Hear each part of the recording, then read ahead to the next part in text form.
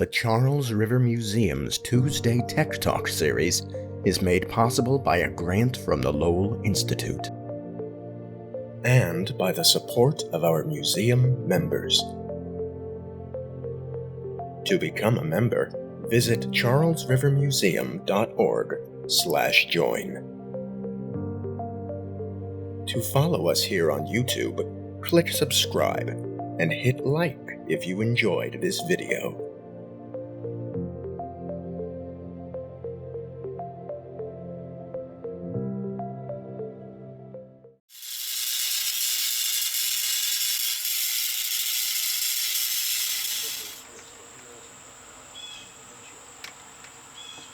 Good afternoon. My name's Isaiah Plavnik. I'm the Visitor Services Manager at the Charles River Museum of Industry and Innovation, and I'm here at the home of Mr. Tom Vales, who is a member of the New England Model Engineering Society and a lifelong scientist with a particular interest in electrical engineering. Yep. Nice. Thank you very much for having us, Tom. Well, this is a thrill for me. I like to show stuff off, make people go, wow. How did he do that? It's a thrill for me as well. I have a personal fondness for electrical apparatus, the novelties of Tesla coils and bits and pieces and all this. It's like being in a candy shop down here.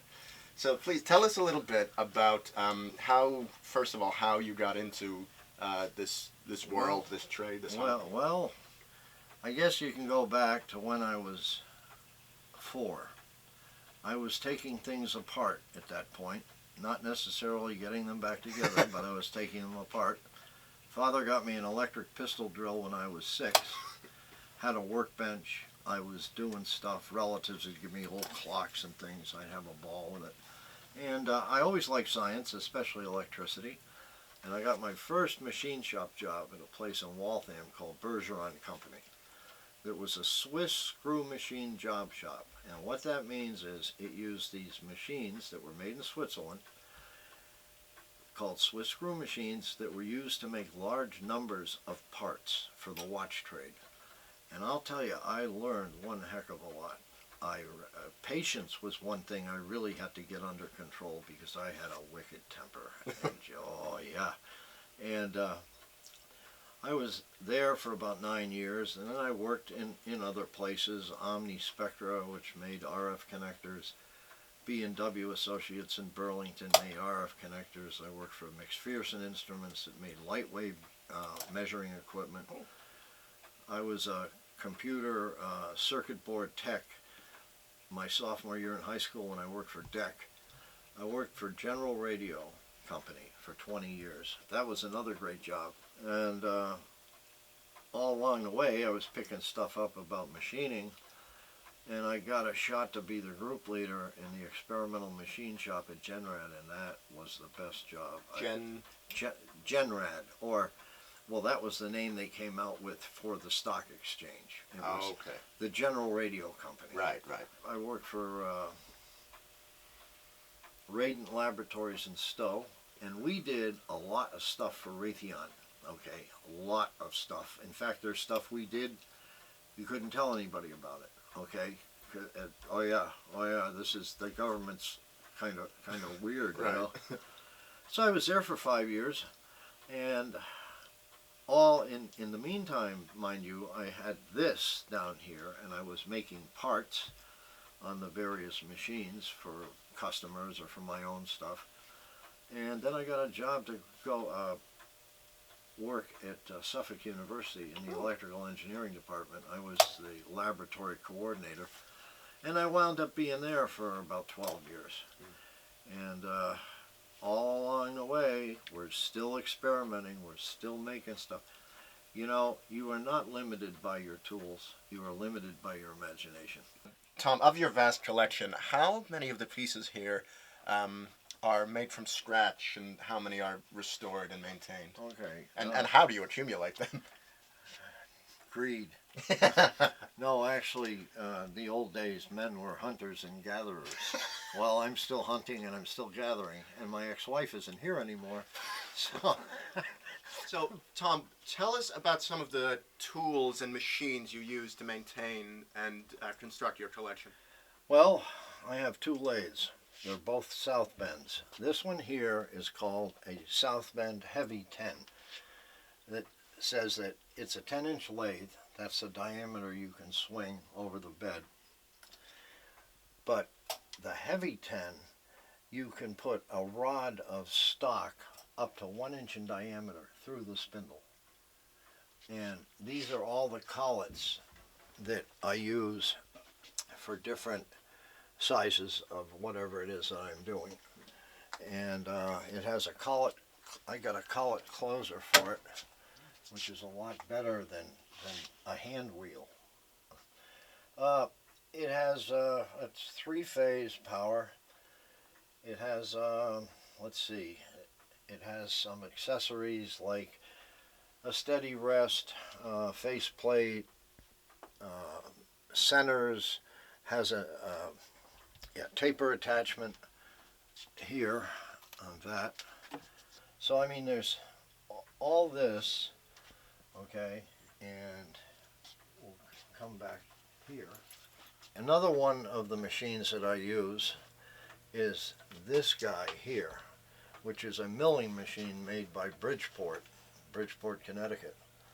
And I have all sorts of add-ons for this, like for example, there's a vise.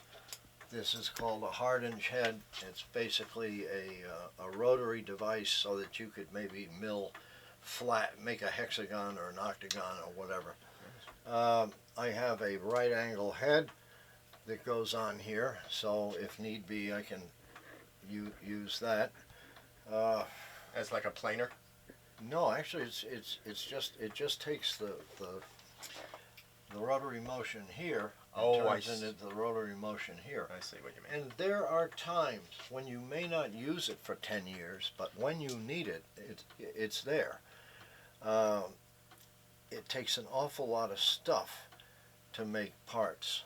My students, I used to bring my students down here and they go, oh wow, I never knew you had to do so much. Yes, you do. It's machining. And I learned it from the ground up, you know. So this is the milling machine. That uses a manual belt change rather than a variable speed. It's 3-phase as well. I have a phase converter in the furnace room that generates the 3-phase, and all my machines are 3-phase. Right. Did you buy the machine and the miller and the lathe? Did you buy these directly from Bridgeport and South Bend? Oh no, or? these were used. Are they easy to come by? These very basic but essential. You can still find them, but the trick is you got to know what you're looking for, because you want to make sure. Very important, like on a lathe, is that the spindle does not have a lot of slop or play. In other words, the bearings are going. So, right. And same thing with a Bridgeport. Believe it or not, that lathe and this machine came through that door. Not in one piece, surely. No, not at all. Okay, right. No, you had to take the table off. Right. So, Tom, would you do us the honor of demonstrating some of the things you've made to us? Certainly. This is going to be the first thing I demonstrate, which is called a Geissler tube rotator. There was a gentleman by the name of Heinrich Geissler in the 1800s who was a scientist. He was an inventor, a glass blower, and he wanted to do work on the effect that a cathode ray would have on different types of glass, different minerals, and so on. And he came up with these things called Geissler tubes. And after he came up with these, it was like an art form. They used a various kinds of dyes that they found to be fluorescent. And that's the big trick here, because when you run a beam of electrons, which are in the old days were called cathode rays, right. When you'd run that through the tube, it gives off some ultraviolet. And the ultraviolet causes the tubes to fluoresce. This one is a mineral tube. What you have on the bottom are ground up pieces of several different rocks. These are all handmade. But the only problem is this. Some of these tubes are old, Okay. And when glass gets old. Glass gets old, Yeah. it gets brittle. But worse than that, you don't want to run a Geisler tube for any appreciable amount of time, because the electrodes will heat up, and if they do, then it causes the seal to crack. So you got to respect what you got. Okay, now that you're experts in Geisler tubes, this is a device called a Geisler tube rotator. How it came to be was that, well, scientists and people that were, interested in things like this would probably say one day, geez, I wonder what it would do if we put a Geisler tube on there and rotated it. So they made a Geisler tube rotator. Now there's a story behind this. I called a friend of mine in Idaho, and I asked him, I said, can I borrow he had a dyed-in-the-wool antique rotator, and I said, I'll tell you what, you loan it to me for as long as I need it, and when I ship it back to you, I'll ship it back with a identical copy. So I made two, and it's a relatively simple device. You have a couple of electromagnets here, and there's a switch in the back that hits a toothed wheel that turns it on, turns it off type of thing. And it's a very simple motor. All right. So the high voltage for lighting up the Geisler tube comes from this device here that's called a induction coil, and it puts out a few thousand volts. You don't want to put your hands across that. It's not good. So this will actuate that, and let's see. Oh, wow. Now we're going to rotate it. The green is uranium glass. That fluoresces in the presence of ultraviolet radiation. We're going to jump. There we go. That is beautiful. Yeah, isn't it? I mean, there's really no scientific thing, but it's just neat. It's a psychedelic Ferris wheel from Yep. this angle. Yeah, there we go. All right. What sort of power do you run this on? Well, this is I see it's hooked up to batteries. This there. is running on 4 volts, and the induction coil is running on 8. Okay.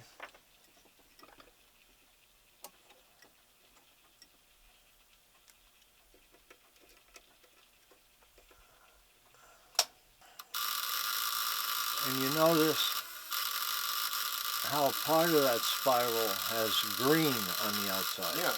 That's more uranium glass, And the other half is... regular glass. So there's the pattern that makes. Far out. That's the only thing I can think to say. Now, I recognize this. This is something very special to my personal interest because I'm a big fan of Nikola Tesla. Please tell us about what this is.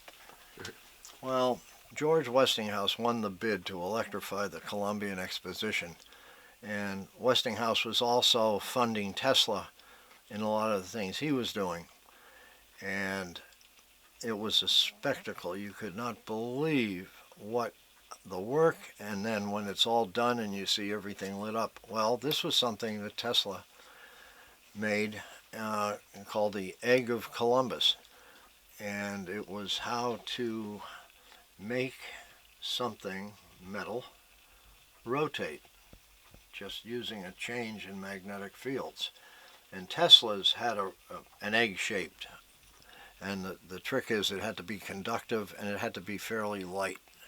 So if this is a low budget version from eBay. I've read that Tesla used this as a sort of novelty magic trick to convince some of his first investors of the utility of his alternating current motor, Yeah. the rotating magnetic field. Yep. Exactly. It's called the Egg of Columbus because there's some apocryphal tale about Christopher Columbus convincing Queen Isabella to fund his expedition by making an egg stand on its head, and Tesla said, Yeah. "I'll do you one better." Yeah. So now it's got a reversing switch. Now, it takes a few minutes because there is basically very little friction here. But you'll be able to see it slow down. Oh, I can already see it. Yeah, and it'll stop, and then it will reverse. That's fantastic. Yeah, that's my students got a kick out of that. They didn't know what to do. I remember seeing something like this. There's the same sort of principle used in automatic, like I've seen a construct like this, but with a beaker of fluid in it and a magnetic stirring utensil inside. Yeah. So they just leave it there and it would stir itself for ages. So there are uses to these Oh yeah. magic tricks. Oh yeah. Yeah. A stirrer is one of them. They drop the thing in, put the beaker on, turn it on, and it starts stirring. Yeah. Yeah. The only friction is the point on the sphere that's hitting the glass. That's it. Now, I am looking at what you're setting up now, and I cannot for the life of me even begin to imagine what it does. I've never seen coils shaped like that. Mind you, I'm a layperson as much as anyone watching this, but I see a knife switch, I see horseshoe curvy coils. Please enlighten me. I was surfing through the historical instrument collections of Harvard, Yale, and Cornell. Wonderful sentence. And I went and when electricity was the new guy on the block, everybody wanted to do anything, design new motors and stuff like this. Now these instrument collections contain things that were made by students and things that were made by faculty. And I got down to the end, and the last page had, well, it didn't have this. It had something that looked like this, that they said was a dual armature counter-rotating motor. Dual armature counter-rotating motor. Yeah. That's fantastic.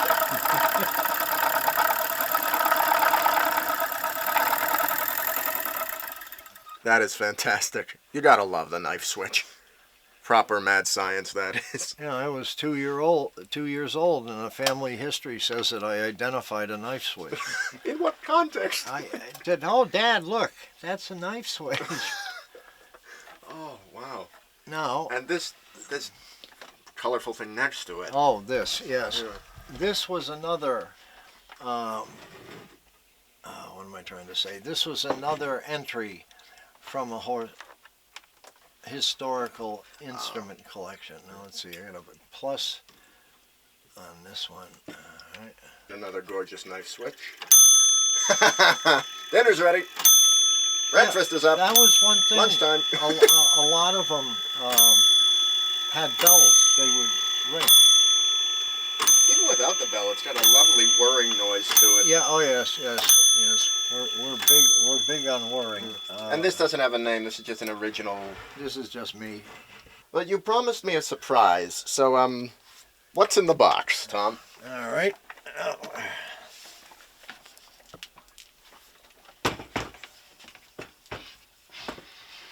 Something impressive by the weight of it, certainly. We had a low-key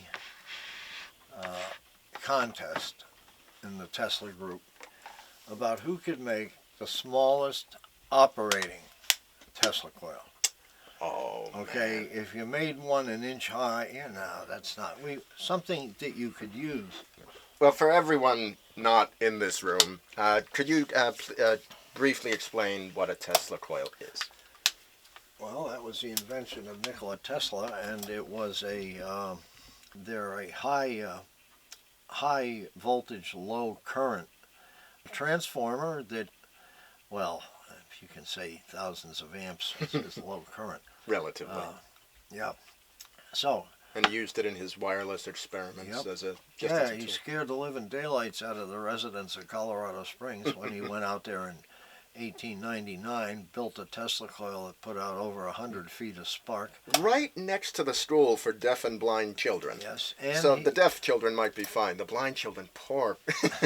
And he blew up Colorado Springs. And then repaired the transformers himself. Repaired that. And he lit up banks of lights 25 miles away. So this was my entry into the smallest operating. This cabinet a friend of mine gave me as a Weston meter case. Oh. All right. So now. Oh, nice. All right. Oh, it's minuscule. Off of here. And here, you notice there's 2 spare fuses. And there's a couple of discharge tubes. Handy. That we're going to use.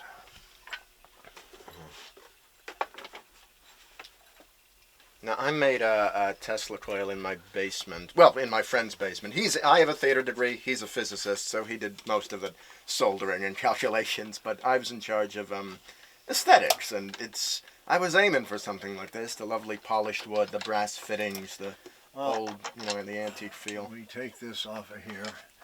Now, in here, there's a 6-foot extension cord, which we will use. Plug it in here.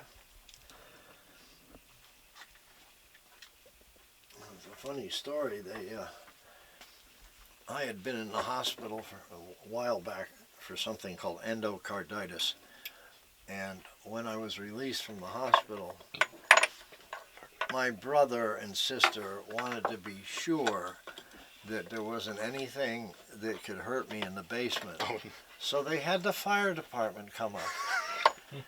One of the guys said, "Geez, this guy's got a lot of neat stuff down here." I told my brother, I said, if these people were the type that get easily spooked, I might not have anything. I take this screw out. That allows me to hinge that up to here. Oh, that's brilliant. I put the screw in there. It's a Tesla coil that fits in a box. And yeah, it is. That's fantastic. I want one. And now we're going to drop that in here. And, okay, now,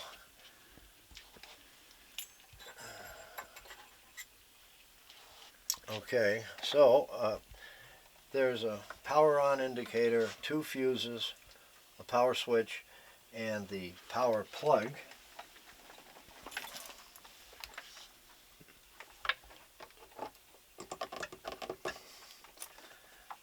Ground terminal, Tesla coil. So this is a variac, a 2-amp variac, so I can vary the amount of voltage going into it.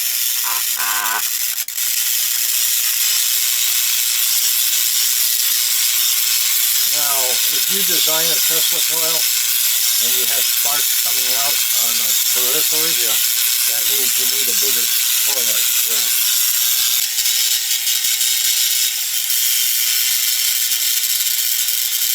Just about a 3-inch discharge.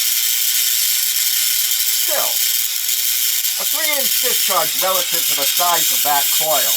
Yeah. That's very impressive. Yep. And then when I was doing demonstrations, I didn't have to lug some big Tesla coil. This thing weighs about, I don't know, about 18 pounds.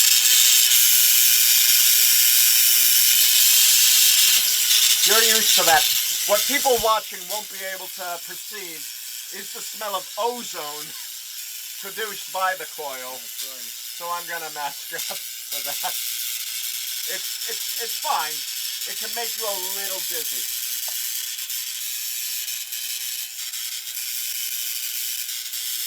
Okay, I get asked a lot by people that say, well, what if I stick my finger to the spark? And I'll say, all right, I can do this with the tube, right? I'm holding the glass.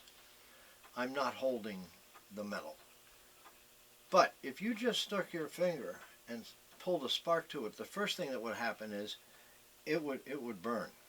Okay, you'd get a black carbon burn. And if you were stupid enough to leave it there, it would get in deeper and deeper until it got to the real moist parts, and you know, you just don't do that. Oh, here's another tip. The light of a spark, the color, is an indicator of how much energy there is. You look at lightning, it's white, a lot of energy. This thing puts out, it looks purple. Less energy, but still enough energy that it could, you know. Ruin your day. Yeah, it could ruin your day. And your hair. Oh, God. But yeah, so this guy, I wound that by hand. Really? Yeah, like this. That's fantastic. Me and my friend David, who made the coil, we wound ours by hand. This was before I worked at the museum. Yep. And I got to the museum, I thought, I wish I had made it when I was working here. I could have used the lathes to wind the... Yeah. It's such a pain. Yep.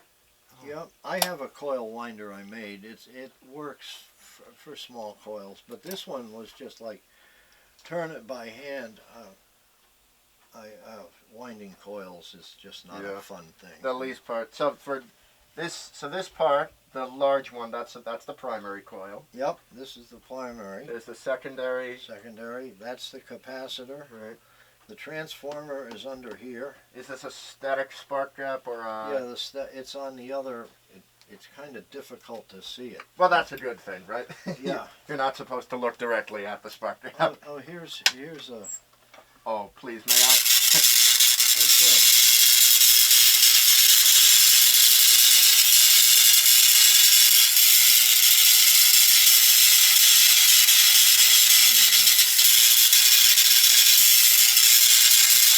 Thank you. There is energy there. Feel the end of the bulb. Still warm, yeah? Yeah. I can feel a couple sparks on my thumb. Yeah. Well, that was a privilege. Thank you. So I want one of these for Hanukkah, please. My birthday is October 4th. If anyone's watching, Tesla coil in a box, please. Well, this is like, when I make something, there's no diagrams, there's no blueprints, there's no schematics. I just build it as I go. And, well, that can be a little hard sometimes, but yeah, so that's the portable mini Tesla coil. Thank you. Is this the only coil you have? No, I have... oh, hello. Well, I recognize the Tesla coil here, but this lovely arrangement of Geissler tubes, what do you call this, oh, there's a nameplate. It says, Tesla's Lazy Susan. Yep. And we all know what a Lazy Susan is, yep. And we should know who Nikola Tesla was. If you don't, please. The whole thing started out one day as an idea that said, gee, I wonder if I could build something with 8 discharge tubes on a turntable and have them lit up by a Tesla coil. There we have it. This had its problems trying to get it to build, because when I set down some rules, 1, I had to use only things that I found in my shop. 2, no semiconductors. There are no diodes, transistors, nothing. Everything here is switches, relays, and so on. And the third thing was try not to buy anything, which, well, I actually had to buy something, but what are you going to do? So, well, we'll just turn this on and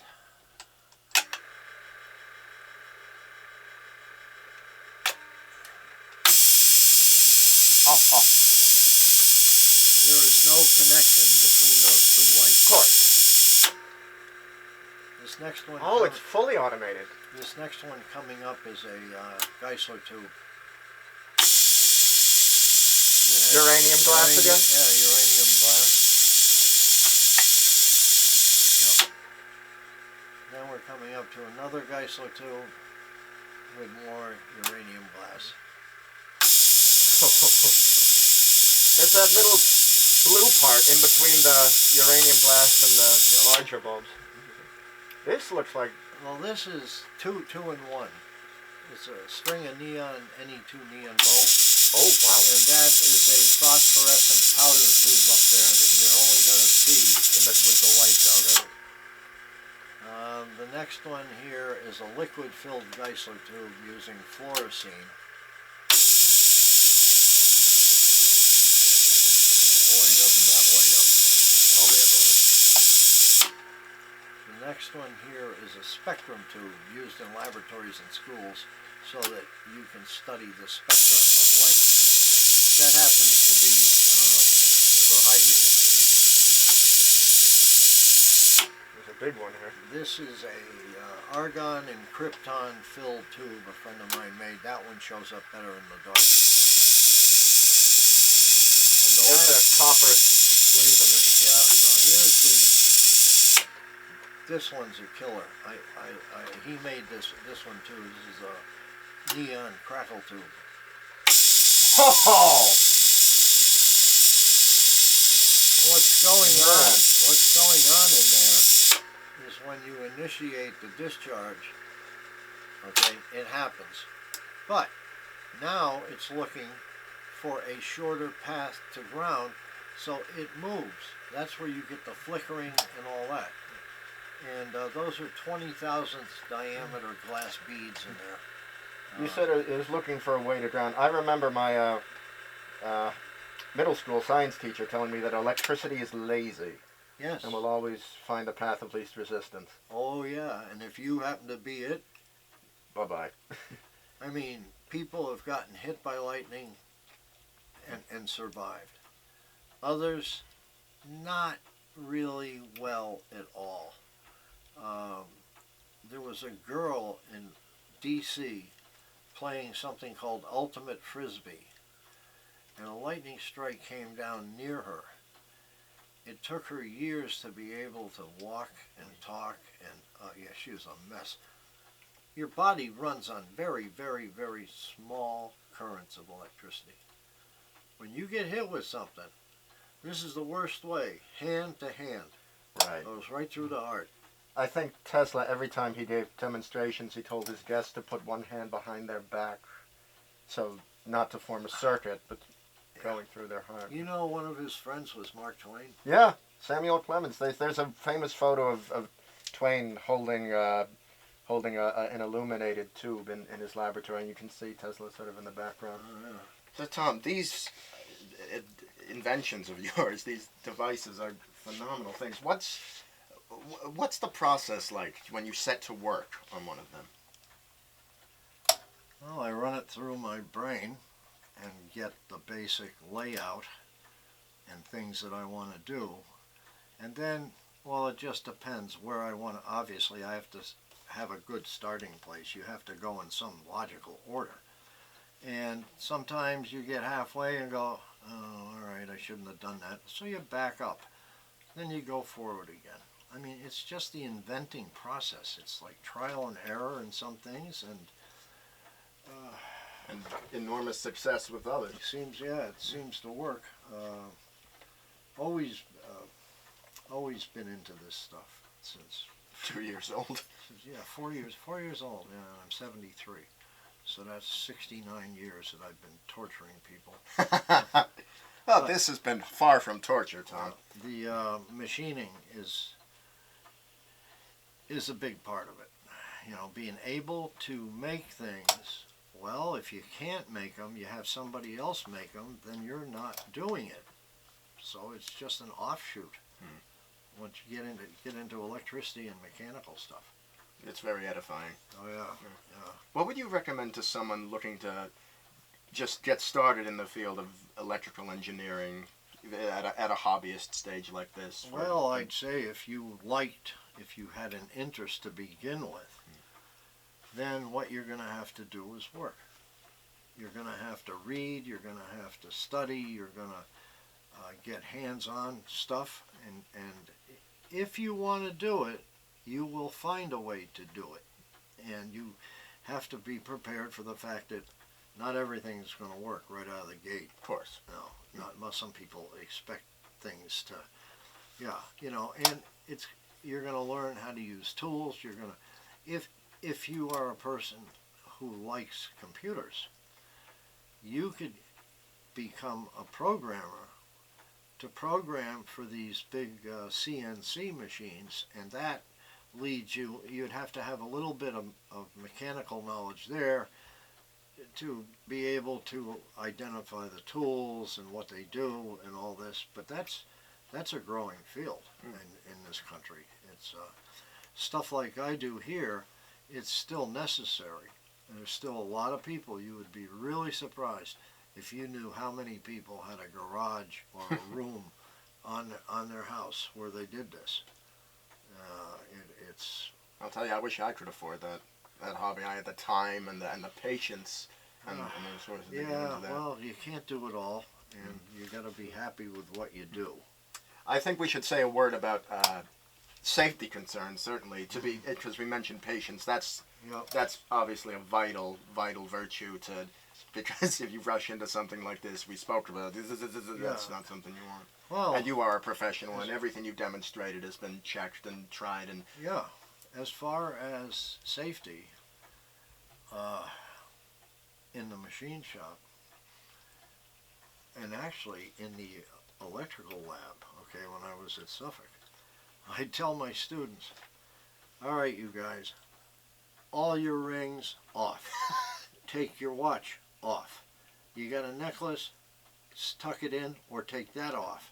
Well, why? How could we get, nothing's moving. I said, oh no, nothing's moving. Well, you might be working on a power supply that could give out high amperage, and you'd be surprised how easy it is to get a gold ring stuck in there, and then the ring's going to heat up and you can't get it out of your hand. So, and also loose clothing in the machine shop, oh no, shirts tucked in, no long sleeves. If you got long hair, pin it back or whatever you know. Closed-toed shoes. Yeah. Oh yes. Yeah. Learned that the hard way. Yeah. Yeah. Oh, another thing that a lot of people poo-poo is safety glasses. Not a good idea. If you don't wear them and you're working on something mechanical and you don't get your air hose and spray some chips off, something could fly back into your eye, and you've only got two eyes, yeah. and you really don't want to screw around with that at all. But use common sense. Yeah. Okay, just no shorts in a machine shop. I've seen that. Sneakers, not a good idea. And specifically with electrical apparatus. Oh yeah, yeah. You got to be alert. Make sure your hands are dry, and you've got to be alert to your surroundings.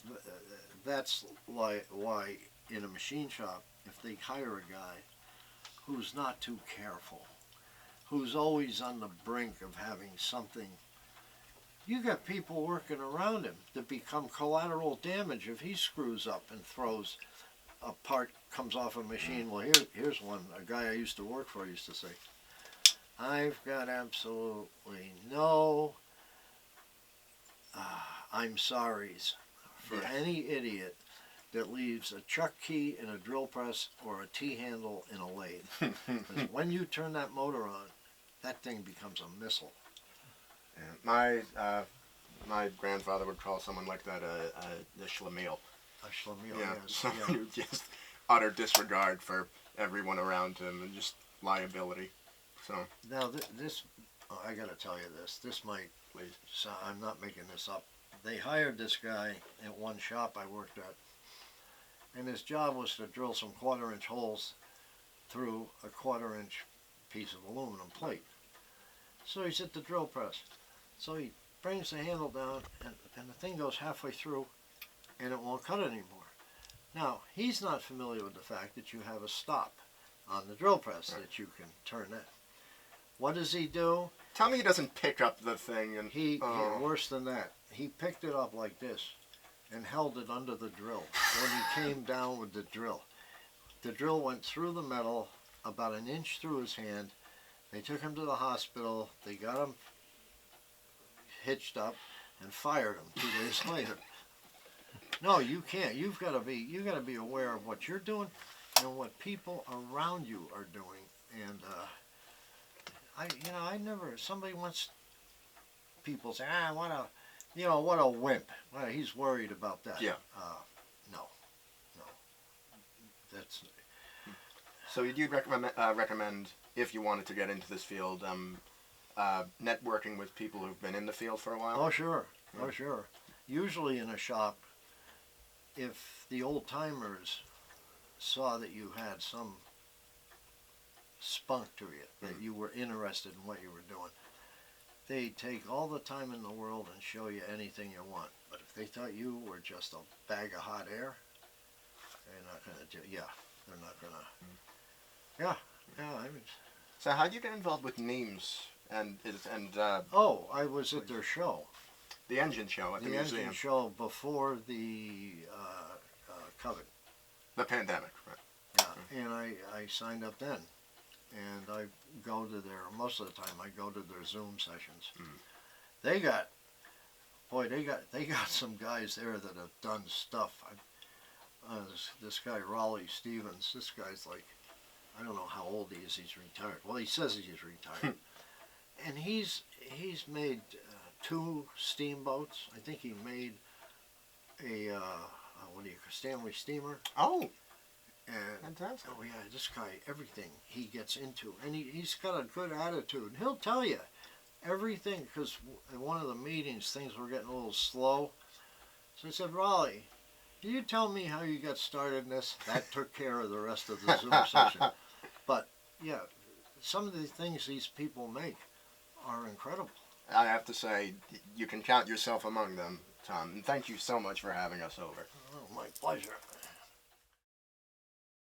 Welcome back to the museum. And thank you again to Tom for showing us his incredible collection of electrical apparatus. Before we let you go, we're going to show you my Tesla coil. It lives here at the museum, not on display, but we do roll it out from time to time for special occasions like demonstrations, such as this one.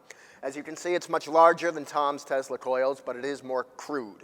I built this with my friend David Wilson in his basement. Neither of us are engineers. We took our instruction from several how-to guides on the internet and assembled it from bits and pieces we found and could get our hands on. A lot of the stuff is from Home Depot. Some of the stuff we ordered, and it's custom made to be used for Tesla coils. It runs off of the mains, and the base of it is a neon sign transformer, the sort of eat at Joe's, best coffee in town, that sort of thing, that powers those signs. It's 9,000 volts, so that steps up the mains power. And then is routed through the filter to stop it from backfiring, and then to one end of the spark gap. The spark gap is like a spark plug you'd find in a car. It's sort of like an ignition switch. On the other side of the spark gap, it connects to the capacitor bank, which is housed in this little box here to keep us from kicking it over. And that stores electricity and charges it up and up and up until it sort of flows forth into the other end of the spark gap through the big winding spiral pancake coil, and that generates an electromagnetic field, an AC magnetic field, and that induces a current in the secondary coil. This thing is not attached to the primary. This is just grounded. And just the resonance, the electrical resonance of the coil makes this thing fire because they're tuned to the same resonance. And it was not easy to make. We had to wind this part by hand with tiny enamel wire. And lightning shoots out of the top load here. We get about, I'd say around, on average, about 1 foot long to 2 foot long arcs shooting out of this thing when it's running. But you don't have to take my word for it. Let me show you.